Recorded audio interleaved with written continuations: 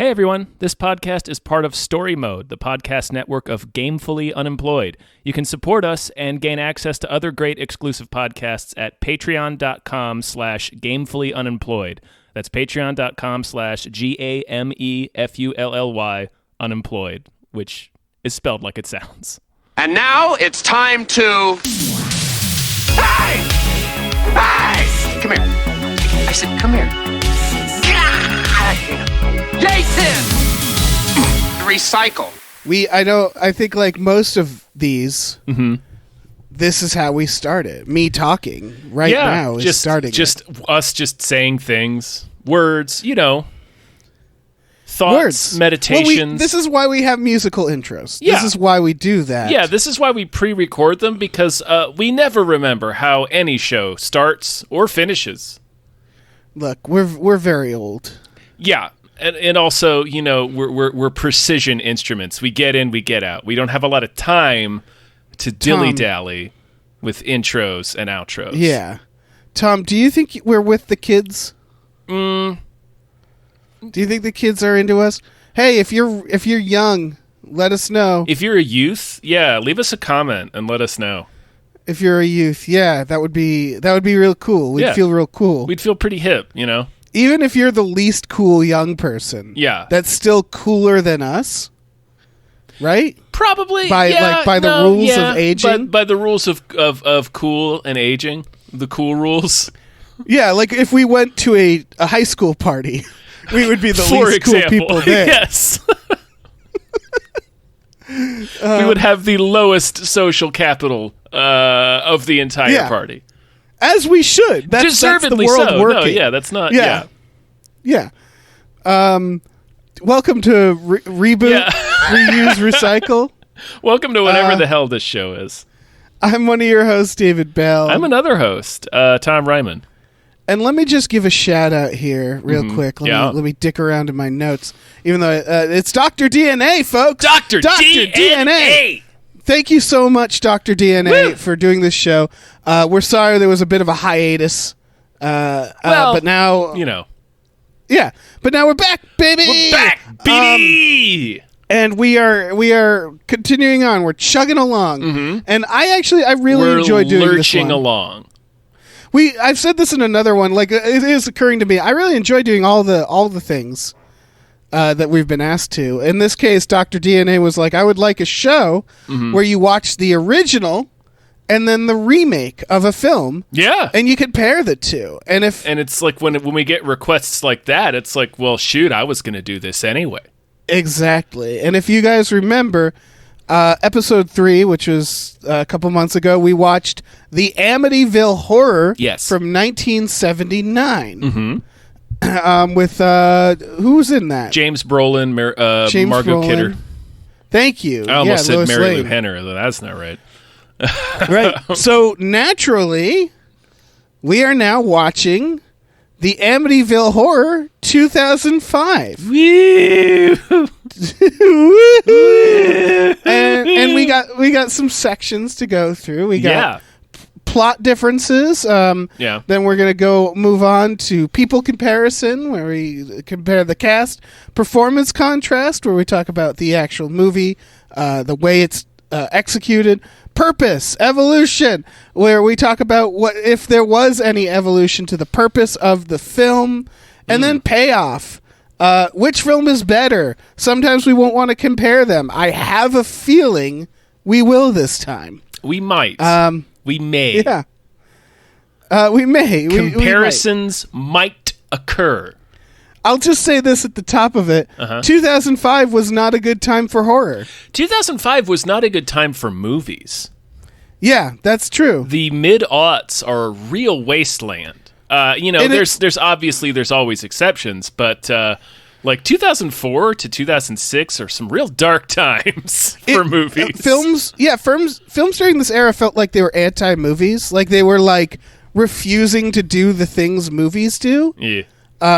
And I want to get into that about this movie, because this felt like a movie that refused to be a horror movie, that like had opportunities to be a horror movie and then missed them. And we'll get into that. But first, let's talk about the plot differences. What is different between this film and the original film? And if people remember, the original film is about a family who moved into a house for God, how much was it? I wrote it down. 28 days. $80,000. Oh, yeah, $80,000. They only stay there for 28 days because it's the house where a mass murder took place. The DeFeo killings, where a guy killed his entire family as they slept in their beds because he said voices told him to do it. Right. And it turns out that there's just a little gateway to hell in the basement. Well, depending on which movie you're watching, that gate to hell varies greatly in size. Yeah, that's fair. Well, we're talking about the first movie. That's true. Yeah, we're talking about the first. Yeah, there's the dad slowly. It's like a cubby hole to hell. It's like Harry Potter's room under the stairs to hell. Yeah. The family slowly gets haunted. Like a series of accidents happen. A priest shows up, makes the famous get out scene. Mm-hmm. He continues to get his holy ass beat. You remember, even for, on the other side of town, the house is still the demon is still following him, kicking him in the shins, fucking beating his goddamn ass.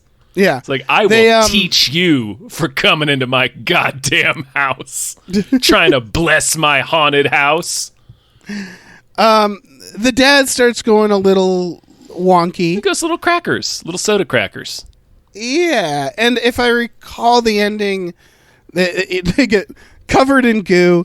The dad actually kind of snaps out of it from what I remember. He doesn't go... No, he doesn't actually ever... We'll get into that. But that's a difference. Big difference. But in the original, he doesn't ever go Jack Torrance on his family. Yeah. It really starts to push toward that direction, and then the last night, a pig shows up, wild shit starts happening. It's I don't know. It just gets way haunted, and the whole family gets out of there. He has to go back in, falls into the gate to hell. Has to heroically save the dog, and then they just drive away. Yeah, and then the text says, and they left to another state. Yeah, they didn't. They didn't even come back for their stuff. Yeah, and it's yep, that makes sense.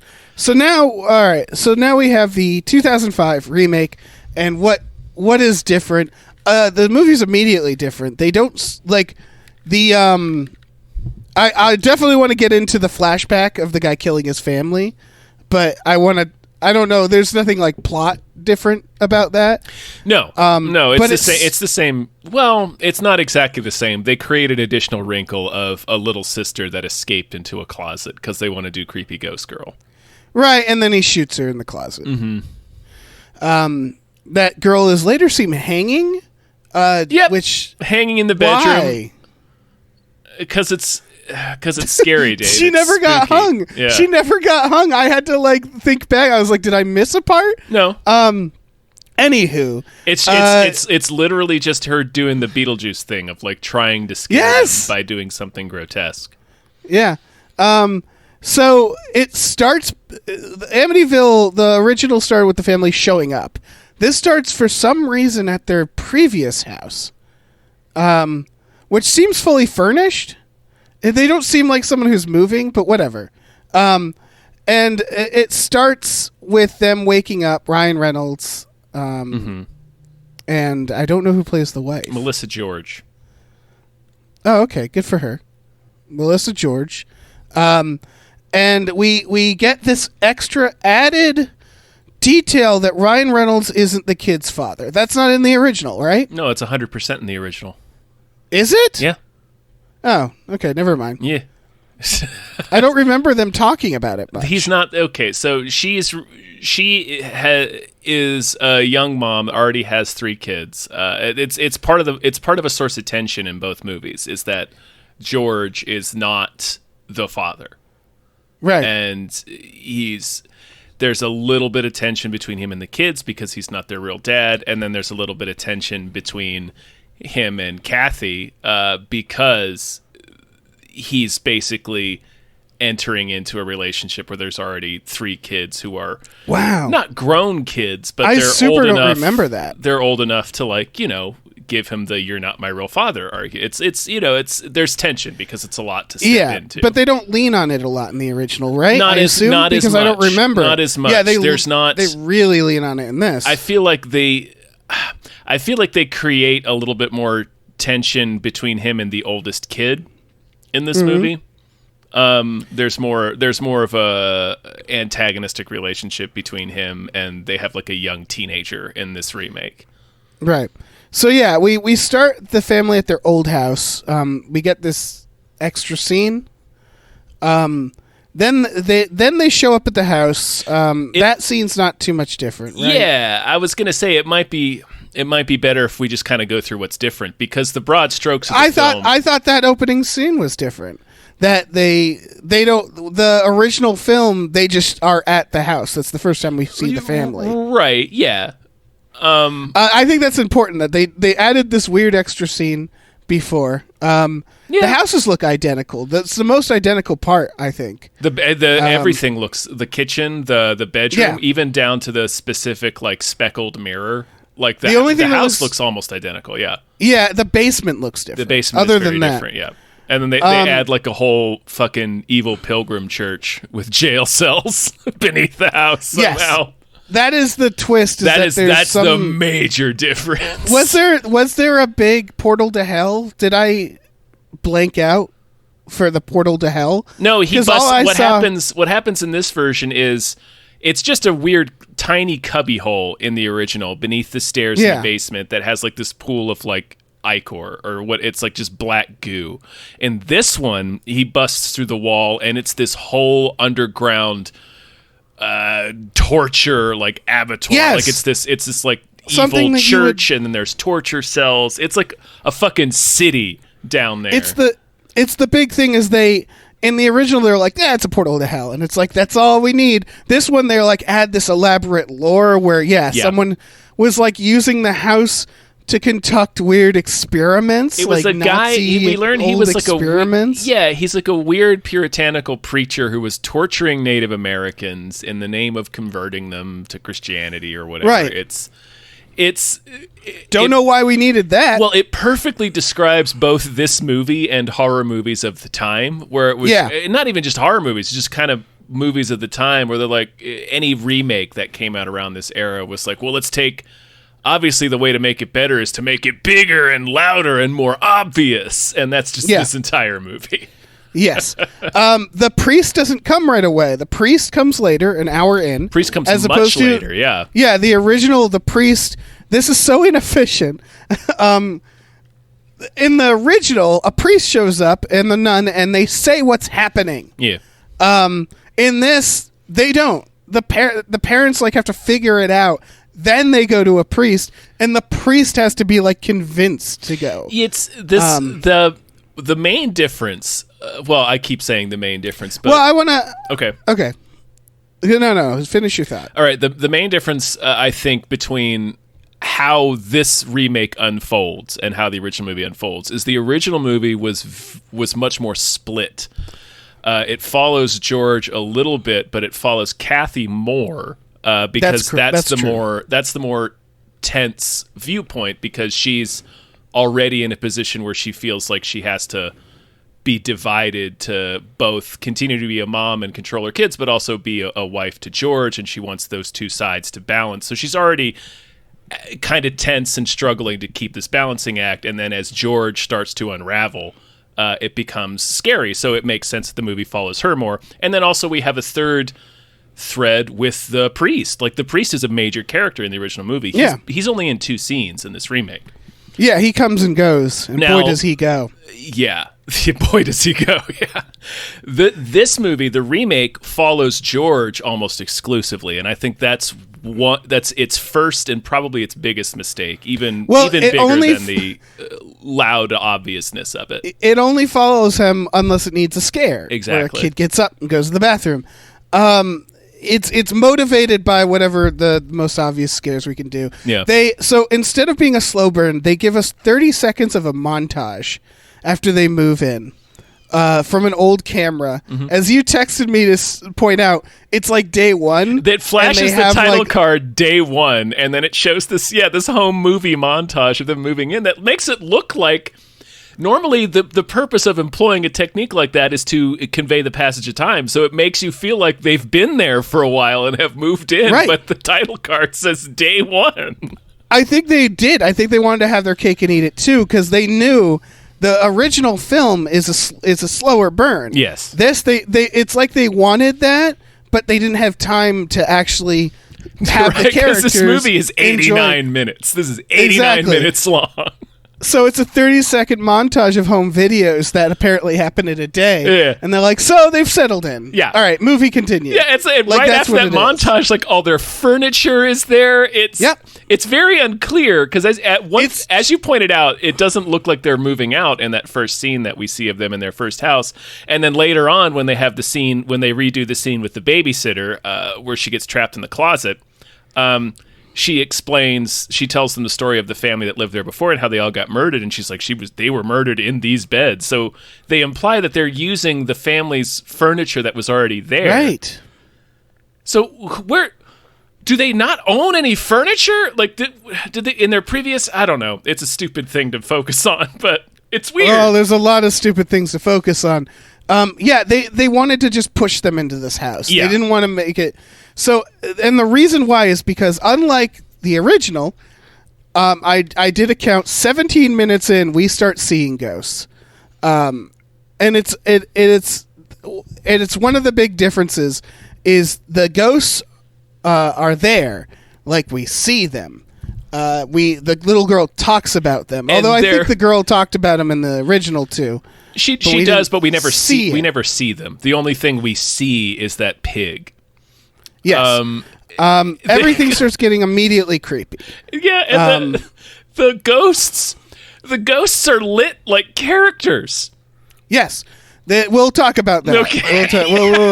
I'm trying to gloss over some things about this movie. So but that is a difference. The ghosts are present very quickly and immediately. Also, the little girl, hit girl. Yeah, Chloe Grace Moretz.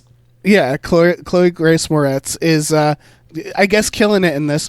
As far as little children go, yeah, she's fine. She keeps getting into disastrous situations that I don't believe were in the original either. No, the ghost who she claims is like not going to hurt her, also seems to want to hurt her. Yeah, that's the device of the little girl that they both want us to feel sorry for and also be terrified of. It's very unclear. Yeah. It's again very unclear. It's the characters behave and become whatever the movie needs them to be in a specific scene in order to be a mid-2000s horror movie. So she says don't worry, Jodie likes you, mommy, she won't hurt you. And it's like, she likes you and she kept trying to kill you. Yeah, she's trying to kill you twice. They find her in the boathouse holding a red balloon that I don't know where she got that. Nope, never explained.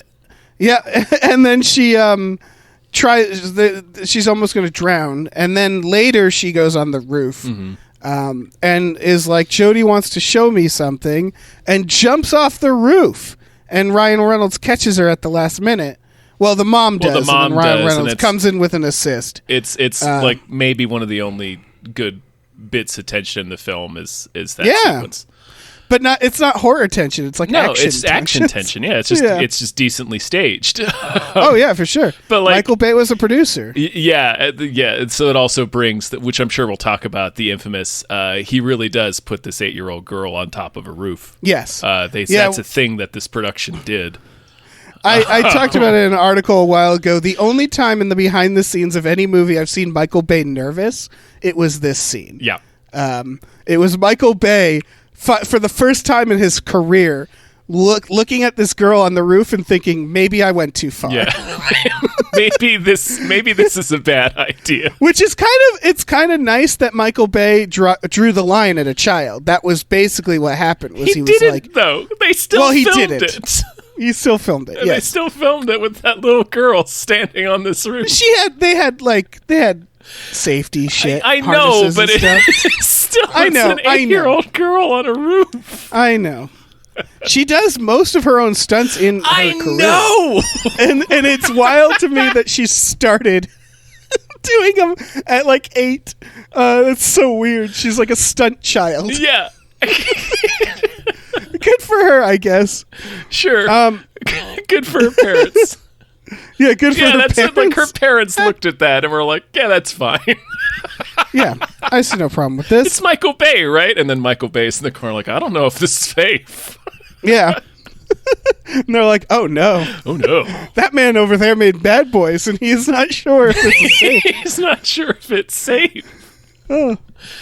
This movie does everything it can to front load the big scares and raise the stakes by just making everything bigger and more and louder. So yes, it and puts we see everyone in ludicrous danger. It shoves ghosts in your face. It makes Ryan Reynolds Jack Torrance out on his family almost immediately, but he's so manic about it that the severity of his Jack Torrance-ness will ebb and flow regularly, sometimes in the middle of a scene. Yes, and it made it so when it would say like day 15, I'd be like, "Fucking what?" Yeah, it's like I kept forgetting. There's no sense of escalation because he will escalate and de-escalate within the same scene constantly. Yeah, he immediately loses his mind. Yeah. Even the babysitter smoking weed with this like belly shirt who seems to want to fuck. It seems like she wants to fuck this 13-year-old.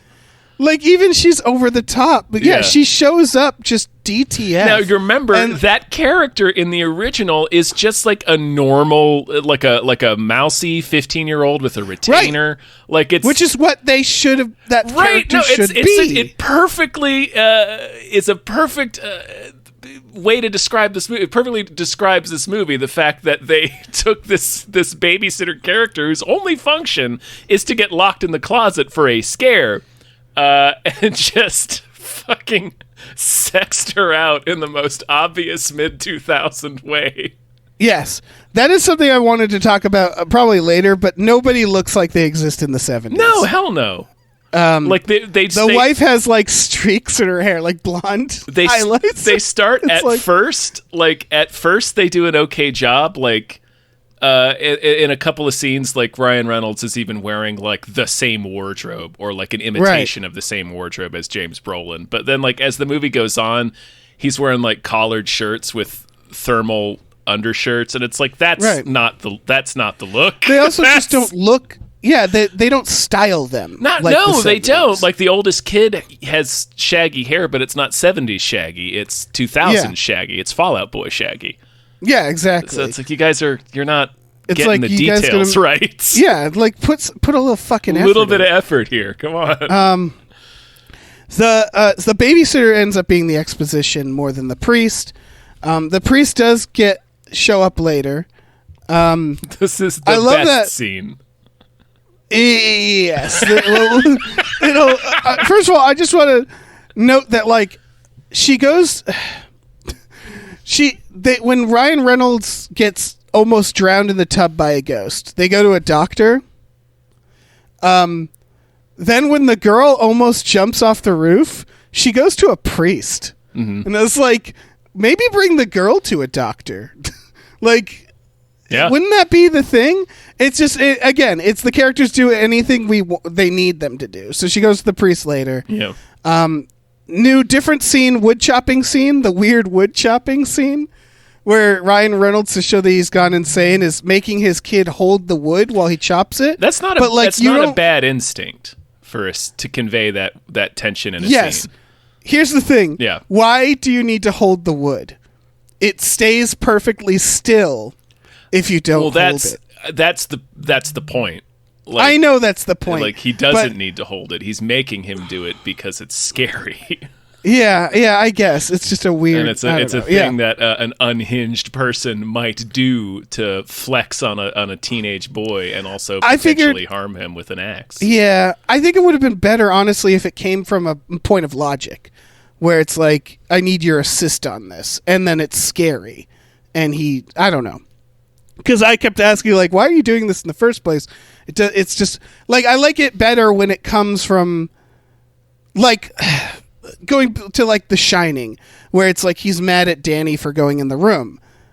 It's not logical because he's ignoring what happened to Danny in that scene. Mm-hmm. So, but I like it better when it seems like it's motivated from logic, but it's not logical, if that makes sense. So, like, him just being like, all right, kid, hold this wood while I chop it. I just want to scare you. Like, I don't know. I wish it came more organically. It was terror. It's him terrorizing him, but I see what you're saying. Yeah. So, finally, we get to the Get Out scene. The the famous scene. The iconic scene of the original film that they pushed into, like, the last 20 minutes of this version. Yes. And in the original film, it's a series of the flies start slowly showing up. The priest is in the room. It's all in the priest's performance. He is disturbed by something. He feels a presence. There's a lot of the original Amityville is like no effect besides an actor just doing a good job, you know? And slow zooms. And then it slow zooms. He gets covered in flies. They start doing zooms on the flies. Mm-hmm. And the tension builds. And then it cuts to this wide shot of the door slowly opening. And then the priest looks up. And then, if you remember, all the sound cuts out of the scene. He gets this disturbed look, and then you hear, "Get out." And then he fucking gets out. It's a classic scene in a horror film. Oh, it repeats twice, but yeah. It's low, and then it's like, "Get out!" Like the really over-the-top version. That's kind of funny, but like... You know, but it's a classic scene. It's well constructed. It's very well constructed. Yeah, it's very subtle. It uses techniques to make you uncomfortable. Yeah. Like super close-ups of the flies. Like it's like really grotesquely detailed close-ups, and then it's Rod Steiger like coughing, sweating, all these flies. It's these really tight shots. It's designed to make you uncomfortable, and then all the sound drops out, and a ghost yells at you. It's great. Yeah. So what happens in this one? So you had prepared me, because I've seen this movie once before when it came out in the theaters, and you had prepared me. It's like, I am very excited for you to get to the Get Out scene, but I'm not going to tell you what it is. So going into it, as we've said, this movie from top to bottom is very much a mid-aughts horror movie, and that everything is big, loud, and obvious. So of course, I knew that the Get Out scene was going to be big, loud, and obvious in some way. I still never would have predicted what it actually does. Yes. The priest hears a noise from the vent. He like gets up on a chair. This old man. It's Philip Baker Hall. Man. Philip Baker Hall. If you know that actor. Yeah. That's who it is. So frame that guy in your mind. He gets real close to the vent, sticks his little head, sticks his little face in there, and the vent explodes with flies. It's like if he was punched by flies, right. And he goes whoa and falls. It's a fly bazooka that hits him in the face and launches him, I don't know, 15 feet in the air. He falls on his back. I laughed so hard when this happened. And that's it. That's the entire scene. Tip for filmmakers. If your remake of a very like classic horror scene instead makes people burst into laughter, you've fucked up. You really fucked up. All that happens scene is a cloud of flies punches him in the head. Yeah. Like, they're sitting around like, what's scarier? Okay, yeah, sure. They did that scene. Like a million flies. And what if what if we did more flies? That's such a Michael Bay. Like, that's the South Park Michael Bay, where it's like, there's just a cloud of flies just because of crash. Like, right in its face, like, brah! And he just knocks him off the chair, like, rah! And it really sums up this movie, is that the lack of subtlety, where they're like, what if they literally punch him in the face with flies? This movie is as subtle as a bus accident. Yeah. And then the big ending, of course, is different. The lore is different. The torture room. I sort of blanked out. This movie flies off the rails in the last 15 minutes. It happens real fast. Yes, it's very abrupt. All of a sudden... So, there was just kind of like a general creepiness of the original Amityville. I don't think they ever really describe. There's like some vague, like there were rituals. It was built on poisoned ground, et cetera, et cetera. This movie very abruptly drowns you with a bunch of lore about this weird pilgrim Abraham Lincoln looking motherfucker who lived in the basement of this house 300 years ago and murdered a bunch of Native Americans, cut his own throat for some reason. I guess because the puritanical FBI was coming for him. I don't... Yeah. So Ryan Reynolds bursts open the part in the wall, and where in the original this was the scene where it's just like, you know, the tiny goo pool. It's this entire labyrinth, like the cyclopean underground tables, city. Yeah, like tables. There's a chapel. There's cells. There's a torture room. How did the city not know about this? Right? This is like a fucking warren. Like there's a city down there. It's like fucking City of Embers. They do one of the only good narrative things, and I don't even mean it as good, it's smart, is they intercut him looking at it with the wife doing what was in the original, the research scene. So they show her researching the things to put them in context as he's seeing them. Yeah. And I was like, that's smart, I guess. It's efficient. I will give them credit for the efficiency of that. Yeah. They don't do the thing where Ryan Reynolds looks just like the other guy. Yes. Instead, it's a phrase, which I super forget. Catch him and kill him. Catch him and kill him. And for some reason, that's fine. Like on its face, that's fine. Yeah, whatever. Because him looking exactly the same is a bit like, okay. Yeah. I mean, it's a fine shorthand. Like, I mean, we're going to go over this again, but if you remember, if you listen to the previous episode, like, I don't think... We didn't decide that the original Amityville is like a particularly good movie. No, we didn't. But spoilers, it's a masterpiece compared to this piece of shit. But, so having a phrase is just as it's a little more believable, but it serves the same function just to efficiently convey that the house does this to whoever is there. Right. But for some reason they decided we needed the extra level of connection that evil pilgrim Solomon Kane Abraham Lincoln motherfucker, his name is Reverend Ketchum. Right. Like Pokemon. Very smart. Like Pokemon's Ash Ketchum. Yeah. So it's so now we say, so that's why he says catch him and kill him. It's like, well, he could have just said catch him and kill him. It didn't have to be his name. Yeah. In fact, it's weirder and makes less sense that it's his name. Yeah. Because again, it's spelled with a K. And it's Ketchum. Like, what does that mean? Yeah. They go through the bullshit. Mm-hmm. This is where I sort of blanked out, and then I looked, and next thing I knew, the movie had ended.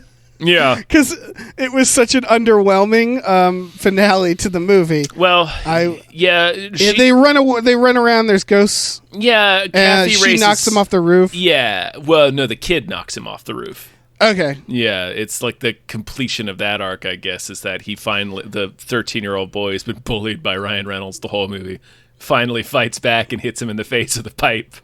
Nice. But yeah, it's Kathy comes home from the library. George, Jack Torrance is out for a little bit and chases him through the house, which is an escalation that does not happen in the original film.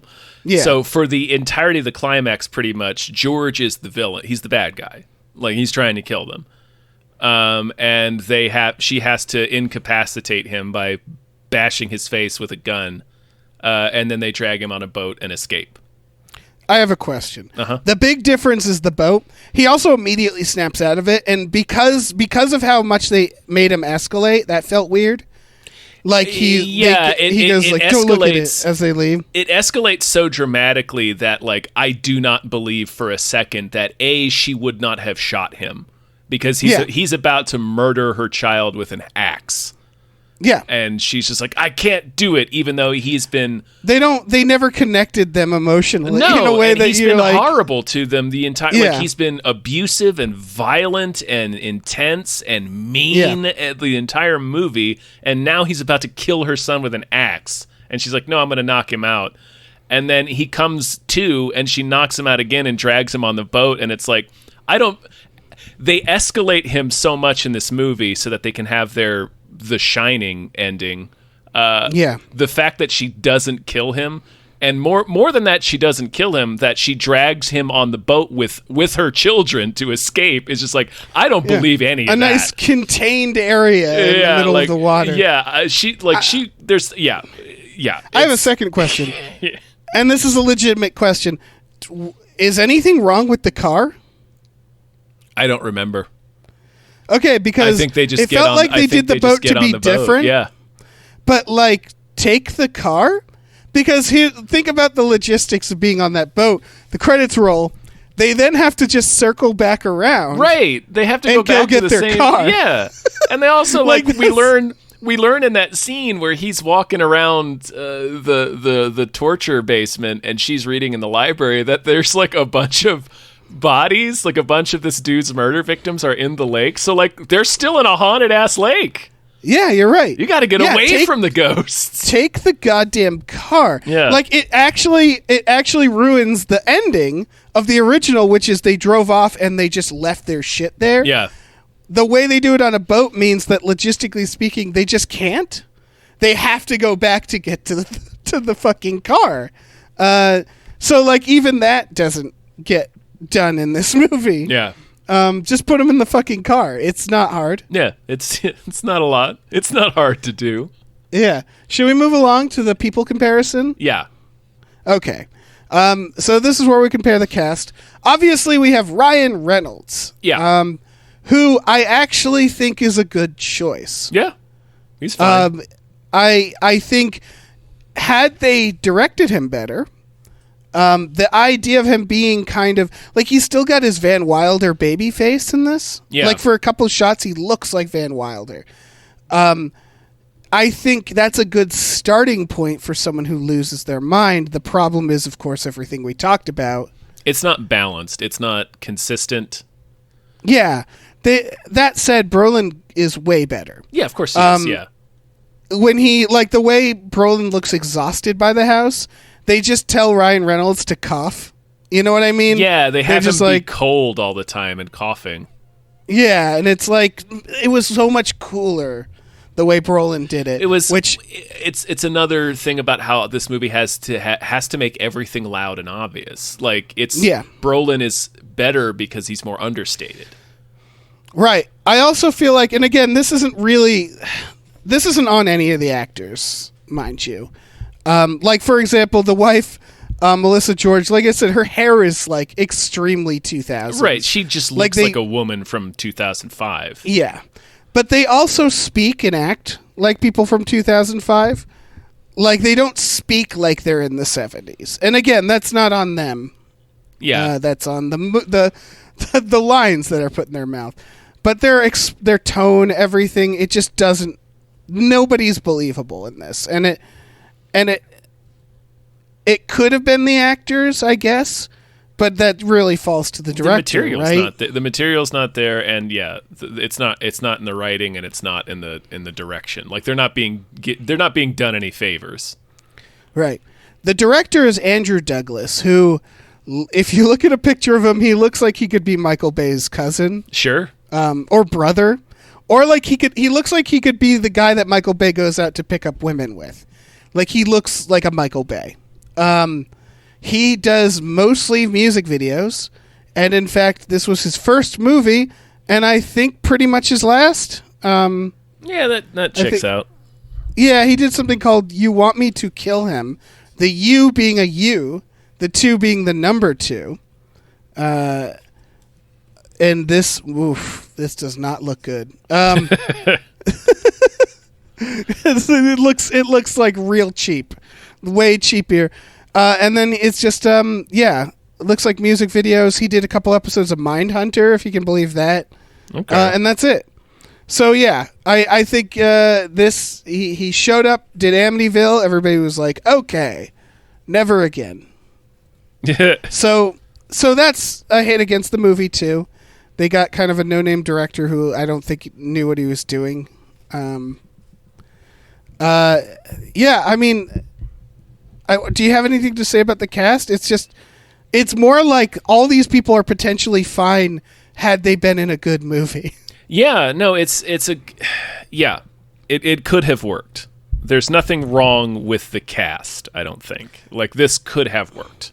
It's the same thing you would... It's kind of a similar principle behind casting someone like James Brolin, for instance. Is the idea... It's kind of the reason... Part of the reason why I don't... Even though, like, Nicholson's iconic in The Shining, I think he's kind of miscast because you don't trust him from the beginning. Yes, he's immediately unhinged. Right, because he's Jack Nicholson. But, like, you start with a James Brolin or a Ryan Reynolds, you start with a guy who's likable, and then you have the house slowly drag him down. It's just because everything about this movie is loud and obvious, where Brolin was looking more like the gravity is just pulling him down, and his face is drooping, and his posture changes, and he just looks exhausted. They have Ryan Reynolds put in weird contacts and cough all the time. Yeah, exactly. And he's doing some of the exhaustion stuff where he seems weary, but like, because, as we already mentioned, it's like inconsistent within the scene. Like, they'll have him be desperately trying to save the girl from the roof, and then the very next instant he hates all of them. Yeah, he like yells at them and walks away. Yeah. It's fucking weird. Yeah. And it doesn't work. Even if they were trying to make it like give you whiplash, it doesn't work. This is the writer of The Machinist, who also looks like Michael Bay used him to churn out these, because he also wrote The Texas Chainsaw Massacre from 2003. He wrote the 2010 The Crazies. He went on to be a producer of The Haunting of Hill House and Bates Motel. So I think this person has seen more success later as a producer. Wrote an episode of The Haunting of Hill House. Mm-hmm. So this just seems like at this time, this writer was Michael Bay knocking on his door, like, I need you to remake another thing. I think the biggest, what we miss here is having Kathy's perspective and the priest's perspective, because Kathy's not really given much to do until the end. So, like, Melissa George would have been fine, and she's good in those scenes where she's learning about the house and then also talking to the priest, and it's like, why would you come back? But it's like, because the movie focuses so much on George and the movie is about George losing touch, it's like we really needed to focus on Kathy, and we just don't. Yeah. So we don't get much out of this actress, even though there's nothing wrong with the actors or how they're cast. Nobody's miscast. No. It's just the movie doesn't use them the way that it should. It comes down to this. All roads lead to Michael Bay here. Like, I feel like had you pulled, if he's the load bearing Jenga piece, that had we pulled him out, it all would have collapsed, but in a good way. You know, like, it would have collapsed and then we could rebuild better. Because I'm sure he was, he's on set as evidence from the behind the scenes. So he seemed to be involved in this. And, like, this was when that Texas Chainsaw Massacre was happening, where I remember these trailers where I kept groaning when I'd see Michael Bay's name, because I knew it would mean that he was about to wreck another remake. He just seemed to like doing that during the mid-2000s. Mm-hmm. And it's because movies were so unsubtle that he could do that. So yeah, I don't know. I think there's nothing wrong with the actors. Hell, even the director might have been good. Yeah, I kind of doubt that, but you know what I mean. Mm-hmm. The writers, it is what it is. It's just really sucks, Tom. It's a real bad movie. Yeah, it's a real piece of shit. Do we want to talk? Yeah, do we want to talk about the performance? How the movie itself performs? I have a lot of notes for this. Sure. Let's get into it. Because as we've already talked about, this is the least subtle movie ever. So I want to talk about the opening scene where they show the dad shooting the family. They add whispering voices. I don't think there were whispering voices in the original. There might have been. Yeah. There's so many filters and flashing lights that I thought I was going to have a medical emergency watching it. This opening scene, everything. This was a real problem in the aughts. Movies are getting a little bit better about it now, and they start to post warnings. But like, this movie is strobing the fuck out for its entire prologue, and it is aggressive, like really aggressive. You know what? It's not scary. No. It's scary in a way where I felt kind of sick watching it because it was like yellow and stroby, and it was just like it felt like I was getting pissed on by a clown. Like I hated it. And it was the wrong kind of anxiety it's creating, where the problem is the movie, not what's happening in the movie. Exactly, yeah. Yeah. He says, "I love you, Jody," to the girl and shoots her in the closet, which felt dumb. Remember the original where they just show the thing happening? Yeah. And they don't like strobe you out. It's just, you know what's scary? A guy shooting his family. And they thought, we have to make this scarier somehow. So let's strobe let's do a bunch of bullshit filters. Well, it and looks like awful. the original does the thing where you just kind of see that shows the house from the outside, and you see like the muzzle flashes in the different windows. Way more effective. Yeah, how fucking great is that compared to this? Again, like we mentioned earlier, neither of us think the Amityville Horror original is a good movie. No, but it's of its time, and this versus that is a reminder of how shitty the mid-2000s were compared to a time like the 70s. Yes. Where it's like even this mediocre movie was a fucking work of art. Right. It was extremely mediocre. I mean, it's fine. It's a very mediocre film, but yeah, everything seems like a fucking masterclass compared to this goddamn thing. The house is immediately creepy. They never make it feel like a home. It's making all sorts of sounds when they're doing the tour. The music it's all these low angle shots, ominous music. This is as subtle as they get in the movie.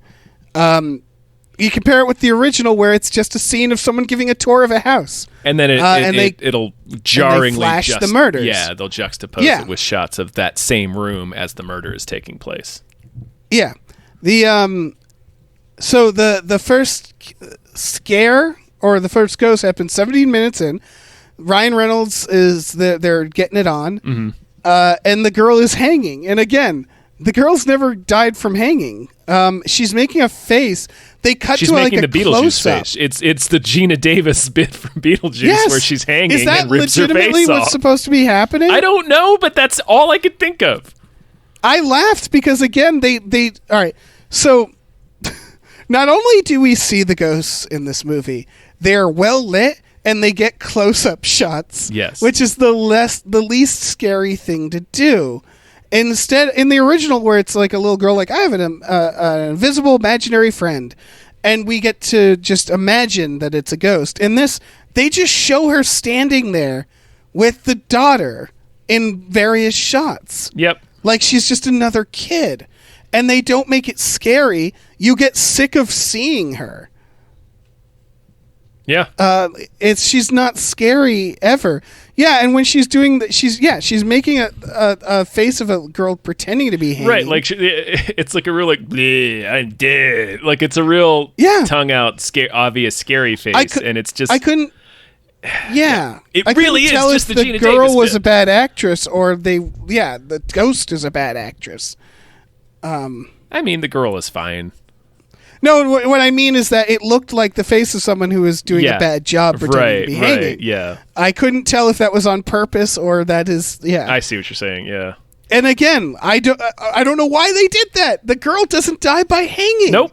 No one gets hung in this movie. So instead of a slow burn, we're just seeing the ghost in daylight. A really good moment that sums it up is the letters. So there's a scene where she's in the kitchen, and the letters on the fridge move to say "catch 'em and kill 'em." Yes. Now, the way you would do this in any other movie is you would have her sitting there. You would have her look at the fridge. You could see the letters were normal.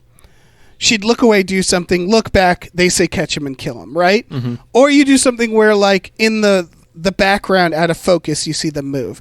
The scene starts on a close-up of the fridge, and the letters just CGI moving around. Starts that way. Mm-hmm. They don't even give you a chance to set it up to be like, look, the letters are normal. Now they're bad. It's like they have no time to even slow burn the scenes. Like that's the only way. It really feels like they were like, they were like, for some reason, determined to make it under 90 minutes. So they couldn't even like space out or pace the scares. So they just had to like cut to them. Like they would cut to things already moving in the house. And it was like, what are you doing? Like, let us exist in the house for a second before the ghost stuff happens. Yeah. But they cut to it in progress. It was really weird. The bathroom ghost, which again, they just show in bright light. Mm-hmm. He's like a gooey demon. And they just give him a close-up. Yeah, why not? And it's like, what are you doing? Like, it's such a incredibly bad instinct. And we see the little girl, the live little girl, Chloe Grace Moretz, drawing Abraham Lincoln, Dick Cheese, like at the beginning of the film. And we do not see this dude until that final like 15-minute reveal. Right. Which I don't know. Like if you're going to plant a seed, it's just like they planted that thread and then forgot to ever come back to it. Oh, absolutely. That he should have been the bathroom ghost, I guess. But they're all shitty. It's all shitty ghosts. So we've been seeing this little girl throughout the film. She might as well be another kid. She's not scary. She's just sitting there hanging out. We know it. She's harmless because we just constantly see her. And in the last half hour of the movie, they do what I thought was the wildest thing, which is they have the mother go to, I think, the priest with the doll that her daughter's been holding, right? Mm-hmm. It's when the priest shows up. Yeah. And the priest is like, you don't understand. She's like, I think this doll belonged to the girl who lived in the house. And he's like, yeah, but you don't understand. She's like, no, I mean, I assume they left it here. And he's like, no, I was at that girl's funeral. She was buried with that doll. And they do this big, creepy close-up reveal of like, oh my God. And it's like, no shit. We've been seeing the ghost. Like, you can't have both things. You know what I mean? Yeah. Like, you can't be like, oh, it's a ghost. It's like, yeah, we've been seeing it for the last 50 minutes. And also... like, that's not scary anymore. Let's go over how this... So how this unfolds is the priest arrives at the house and comes inside the house and meets Kathy and the little girl and sees the doll, and it zooms in on the doll. Right. And then it cuts to the priest and Kathy walking in the woods next to the house. And the priest gives that story where he tells her that the little girl was buried with that doll. And then it cuts to the priest back inside the house by himself, ready to do the blessing for the get out scene. What the fuck is the progression of those events? Yeah. Well, again, none of it works. Again, Ryan Reynolds gets ghost drowned, and they go to a doctor. The little girl jumps off a roof. And they go to a priest for some reason. Just like basic things like that, where it's like just the passage of time and the characters moving through the space doesn't make any sense. Like, why? No, not at all. Would he come to the house? They would walk off into the forest without the girl, and then he would come back to the house with Kathy and the kids nowhere in sight. It's just because they needed to get the information out, but they needed the things to happen. The get out scene feels like they almost cut it. Yeah. Like that's the thing. It feels like they were like, well, we gotta have it. It's so modular. Like it doesn't connect to anything. Yeah. Like they just hammered these three scenes together and it's like they don't connect. Like why are they teleporting around the house for this scene? Every choice though, and going back to what I said at the start of this, every choice feels like it was designed to make it not scary. Like they were like purposefully they were like rebelling against movies. Yeah. Where they're like, no, give them a close up. No, light them evenly and put the ghosts like in lit areas so we can see them. Mm-hmm. You know what? Don't reveal that. Just cut to it. Just show it happening. Yeah, just fucking show it like as artlessly as possible. Yeah, as artlessly as humanly possible. Yeah.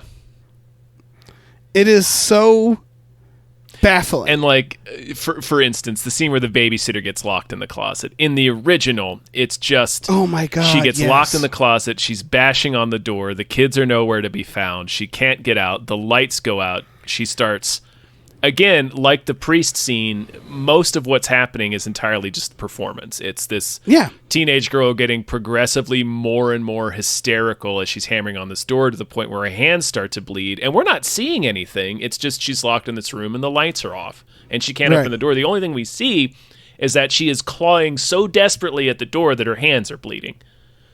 In this version, she gets locked in the closet and the lights stay on.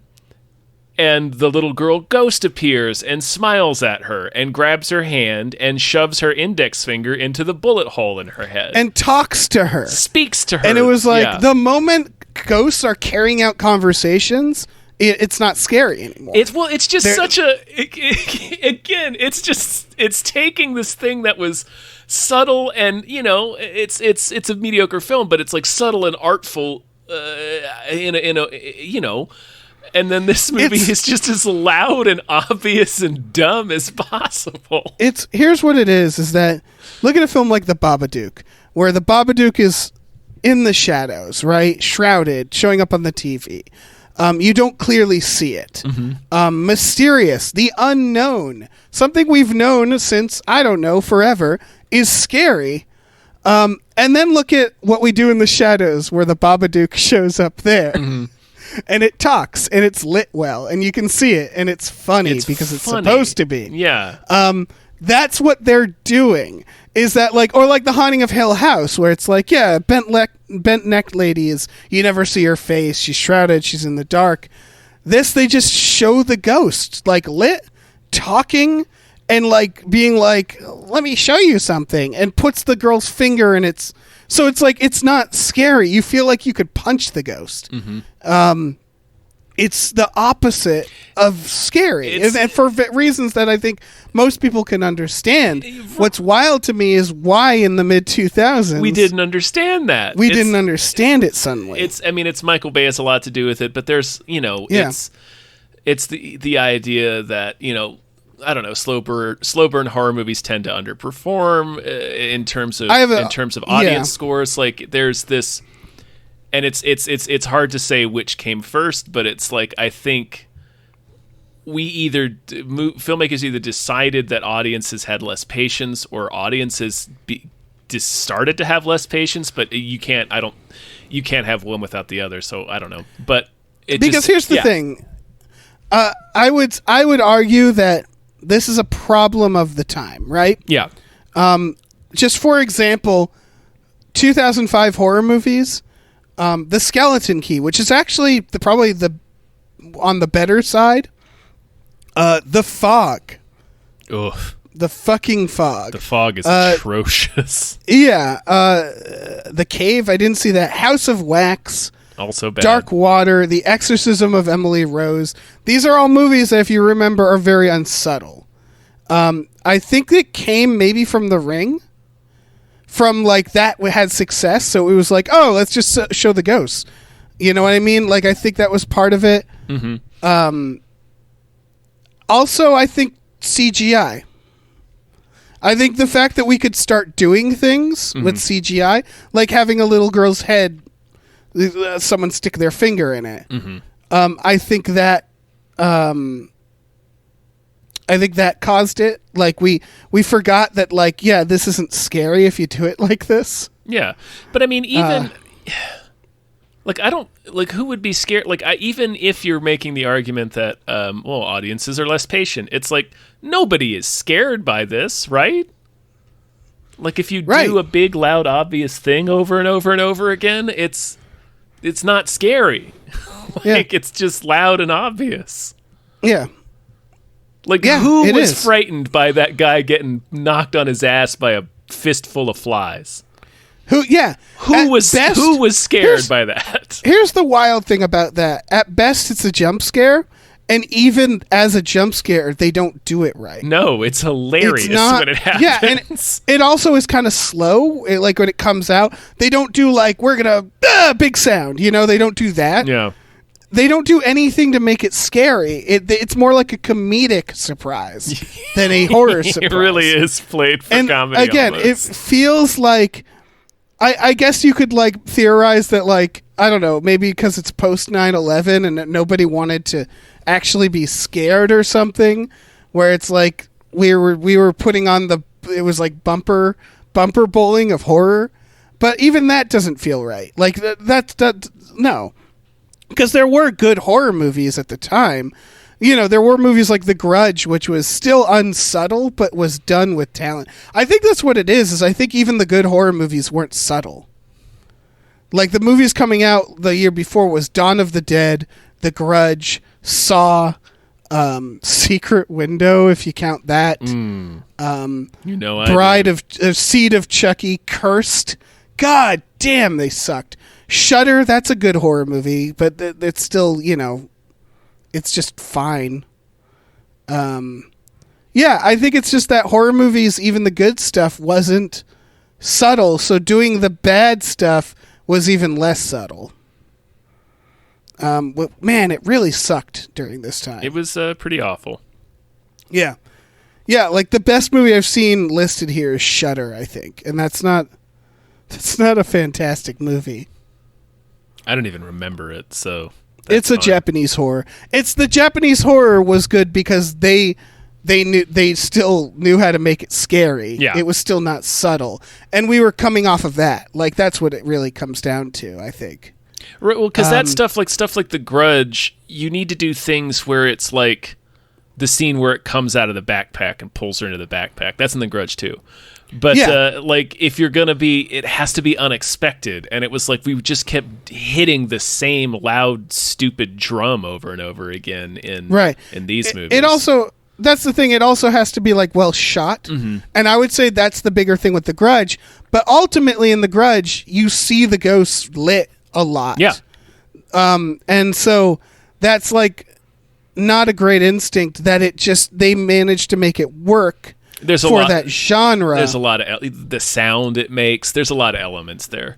There's a lot of elements. And how it's lit is actually part of what it makes it scary, I think, that ghost. Yeah, and even the remake of The Grudge, they do certain things where, like, we don't have to get too much into it, but, like, there's the bus scene where she sees the reflection and it's the ghost. What they do subtly in that scene is they add sounds that could be the ghost before. Yeah. So you get like used to the sounds. They have a bike going by and it sounds like the clicky like thing. So that's how they do it, where it's like it truly shocks you because you keep expecting it and not getting it, and so you forget about it. Yeah. It's still just jump scares. Yeah. But it's well constructed. There's a way there's a way to do it so it's less cheap. Yeah. And that's what it was. The mid 2000s was a time of jump scares. And they're not subtle. So yeah, point is that this movie is it's the lowest of the low end of that. Yeah. To the point that at the end the little girl is just we ends on a close up of the dead little girl in the house, and then she gets CGI pulled into the ground. She and sure like, does. Did you think that was scary? Because it's not. It's very funny. Yeah, like what? It's so weird that they thought just seeing things in full light. It's like 13 Ghosts is another example where you watch that movie and you're like, I wonder if they thought this was scary at any point. There's no way. While making this movie. Yeah. It's just well-lit ghosts hanging out in a well-lit house. And they look ridiculous. That's what this is on par with. Yes. Any other thoughts on this section? No. All right. We're nearing the end here. We want to talk about purpose, the evolution of what does this movie mean. I think, Tom, the purpose of this movie was to remake another movie. Yes. Yes. It does not feel like, it feels like it actually like, because we talked about the original film being about like the fear of moving into a new house. Yeah. And you know, it's a lot of economic anxiety of trying to start a family is something we talked about too, because that's a big focus of a lot of the tension between George and Kathy. in the original. In this, it's a joke. In this, he's like, let's sell one of the kids. Yeah, and that's it. That's all the time they spend on it. Yeah, they actually erase the purpose of the first movie. Like, I don't even remember the black water in this. Is it in this? No, there's a little mold stain on one wall in the basement that he eventually knocks down, and then it reveals the torture church.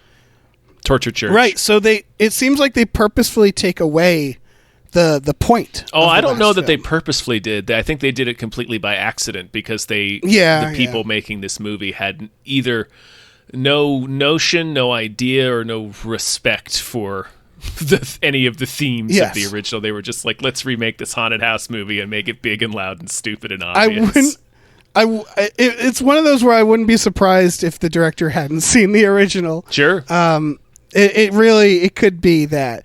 That whole pilgrim subplot, holy shit. So fucked up. Like, this is... They thought by recreating the house that they're done. Yeah, that was their job. House. They recreated the house, and it's like based on a true story. It's like, like the original is bad about this too, because this is all based on an exploitative story written by two grifters. But like, the true part of the Amityville horror is the DeFeo murders. So the fact that they play it like this movie has so little to say that it takes the real life event and adds these weird caveats to it, like this: they was haunted by a pilgrim ghost. It's like, no, he fucking wasn't. Yeah, what the fuck are you doing? No, why do you need to have this weird lore? Yeah. Again, I feel like that's mid-2000s thing. They love doing. It's like that. They adding make that mythology. Yeah, and they make that little girl like their spooky mascot. She's like hanging by her neck in their bedroom. It's like, that was a real person. Right. It was a real person. That's another thing I wanted to talk about. This started around the late 90s, I think. In both good and bad movies, it's a weird instinct where they would make good ghosts and bad ghosts. You know what I mean? Yeah. Where it's like 13 Ghosts. We mentioned there's like a good ghost in that. Chris Kattan ghost in House on Haunted Hill. Yeah. Where it's like they would have the ghosts become heroic and like involved in it, and it's like that's the last thing you actually want, because the point is that the world of the dead is mysterious. Yeah. That's the point of all ghost movies, is that there's a line that we can't get cross, and it's scary behind that line. Right, because there's elements of it that are simply not going to ever make any kind of logical sense. There's a certain level of it that is wholly impenetrable to us because we are alive and they are dead. Right. And you look at someone like Mike Flanagan and the way he does it, where he'll spend because Mike Flanagan does have good ghosts in his. He does. So I want to know, it's not a hard and fast rule. It's more of like, you need to know why it's not good to have good ghosts generally, which is that mysterious aspect. And the way someone like Mike Flanagan does it is he still makes it where when you get, he chooses when you get to see what the afterlife is like. That's number one. He knows that once you cross that line, things change. The dynamic changes. He also still makes it mysterious after the fact, where you still aren't quite sure why it's happening. He also makes being a ghost scary as well. Mm-hmm. So there's certain things that you can do to actually to get that effect, but generally speaking, once there's a good ghost on your side helping you out, it's not it's not good. It's not scary, and it's bad. Yeah. It's not scary. Yeah. It can be if you do it right, if you know what you're doing. But yeah, generally speaking, it's a bad instinct. This movie sucks. This is a terrible movie. Yeah, it's a real piece of shit. The only good thing it does is last for 89 minutes. Yeah, that was great. I loved that. I was a big fan of that. It's like almost as short as it could possibly be. Yeah, and still be a feature-length film. But it is a film that's like. This is a waste. This film is a waste. This is a waste of... yes. It's a waste of time, effort, energy, money, everything. This is a waste. This is a black hole of a movie. You know who should do a remake of this? Mike Flanagan? Mike Flanagan, yep. Yes. That's the thing. The original film, like you said with the little girl, where it's like they're not respecting anything. They don't respect what it means to be dead, what that emotionally means, what it means that these are real people. Yeah. I honestly think if we can avoid making any more Amityville movies, that's probably for because the it's based on real things. It's for the best. It's for the best. But in terms of like this story, if this was just a purely fictional story, yeah, there are good ways to remake the original. That could actually exceed the original. That could be better. Right, because the original's very mediocre. Like we said, the original feels like a made-for-TV movie. It's very mediocre. Yeah, and it's a story that you could do that with. It's just, man, the mid-2000s, what a waste. Yeah, this is a real piece of shit. All right. Let's get into Payoff. This is where you decide which film is better.